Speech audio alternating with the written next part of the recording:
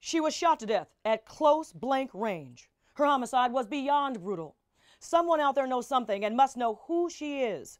The Michigan State Police Department is searching for justice, answers, and so am I. There was so much blood. The injury to her throat, it was horrific. It's a very personal wound. This was a death shot. With a shotgun, the weapon perhaps placed right at her throat. It could have been a sign to silence her. She just looked so young and so innocent. It was a really horrific crime. A young person left in an alley. In this alley, behind 387 Cortland, in Highland Park, in May of 1996. After her body was found, a witness came forward and said that in the middle of the night that they heard the shotgun blast ring out, and nobody called the police. And it wasn't until the following morning that somebody was walking through the neighborhood and came across her remains. The homicide. But who is she? It's been more than 20 years, and police still don't know her name.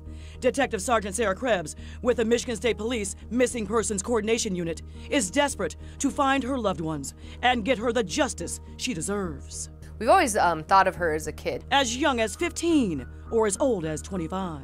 And according to the medical examiner's office, she could be biracial. She was probably white and black. Yeah. She had her hair pulled back into a ponytail. She had very tight, curled hair, but it was brown with a reddish tint to it. She was about 5'3" and she was almost 200 pounds. No makeup and covered in freckles. She was really dressed like a 5-year-old would have been dressed. She had a giant white bow in her hair. She had this white skirt, a shirt with a bunch of smiley faces and lip prints all over it. She had a teddy bear watch. Maybe she was special needs. Maybe somebody else had her dressed that way. Could she have been a victim of human trafficking? Maybe she came from a foster care situation, or maybe somewhere where somebody is just not actively looking for her, or maybe doesn't even know that she is missing. And it makes me so angry. Sarah, you have kids, I have a stepdaughter.